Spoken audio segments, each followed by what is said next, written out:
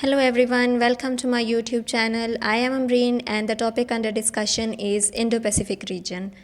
In our previous videos, we have discussed the importance of Indo-Pacific region, what conflicts and what issues, what competition is going on in Indian Ocean region and what competition, conflicts and issues are going on in Pacific Ocean region with special focus on South China Sea. Now we are going to discuss the cooperations, the alliances in Indo-Pacific region, but in this video we will be focusing on the alliances and cooperation in Indian Ocean region. So basically Indian Ocean region is a political hub for America, China and India. And these three states, along with their allies, they are trying their best to maintain a strong foothold in the region and to counter each other's influence. And different alliances are being made, different associations have been made in the region, and different intergovernmental organizations are working in the region. For example, in 2015, Indian Prime Minister Narendra Modi gave his vision of Sagar, that is, security and growth for all in the region.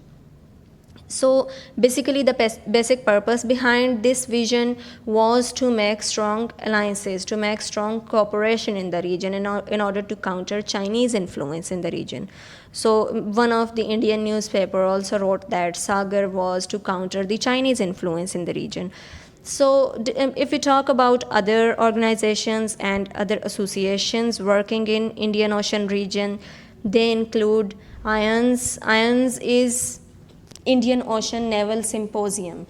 So basically this is a voluntary initiative and it has 23 member states and 9 observer states. So the basic aim of IONS is to conduct the meetings of naval chiefs, their navy leaders, and to observe the activities and to discuss different activities that navies are supposed to conduct in the region. Then there is IORA. IORA is Indian Ocean Rim Association. So mostly IORA is in the working condition because it is the effective association here. So it has 21 member states and then there are 7 dialogue partners. And again, its basic aim is to strengthen the regional cooperation and sustainable development in the region. So in addition to these associations and organizations, if we talk about the other regional intergovernmental organizations working in Indian Ocean region, they include South Asian Association for Regional Cooperation that have 8 members, and then there is Gulf Cooperation Council with its 7 members from the Gulf region.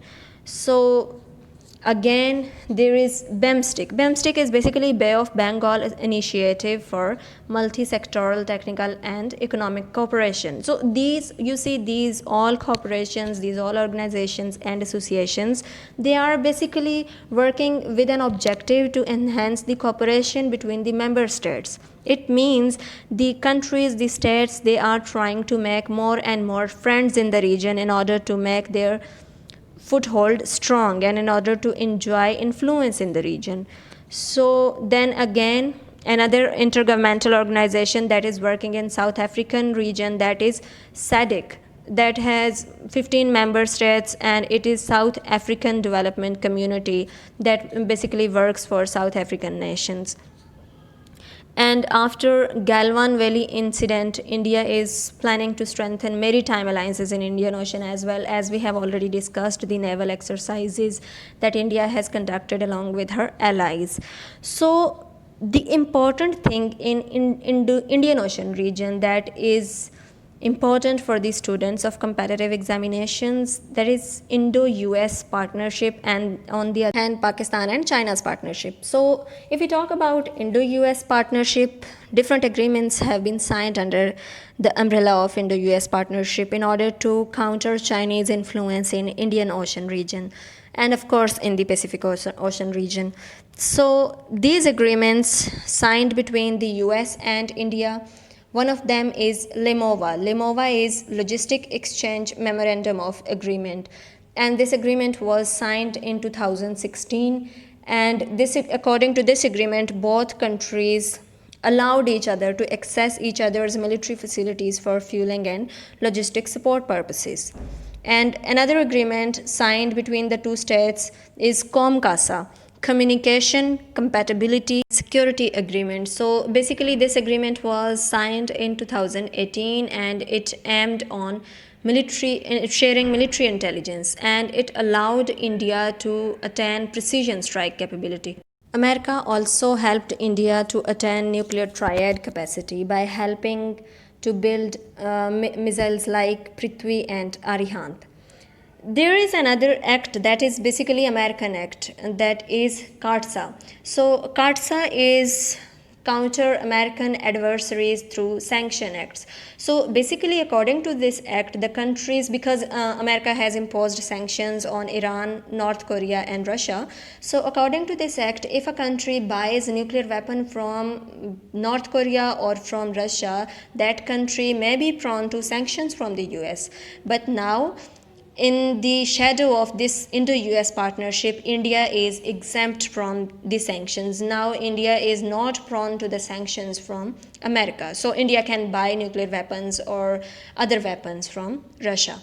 So there is another agreement between US and India, that is BECA. BECA is Basic Exchange and Cooperation Agreement. This agreement was signed in 2018, and according to this agreement, India was allowed to use the American expertise on geospatial intelligence, and after this agreement, India got precision strike capability. Naval exercises like PASIX and Malabar are another example of Indo-US partnership. Now, if we talk about Pakistan and China's partnership, a clear indication, a clear illustration of their partnership is China-Pakistan Economic Corridor, that is a tail project of Belt and Road Initiative.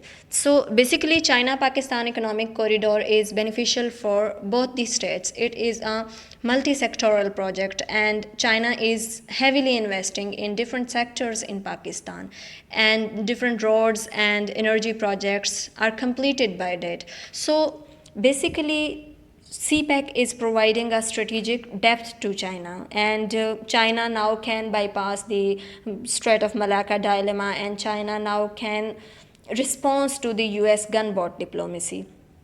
China has always supported Pakistan's stance over Kashmir, that China always has taken a side of Pakistan, between Pakistan and India, of course. So this is how Pakistan and China, they are cooperating with one another, because Pakistan is providing China the direct access to Indian Ocean waters. So here the naval presence of China, that is increased with the help of Pakistan.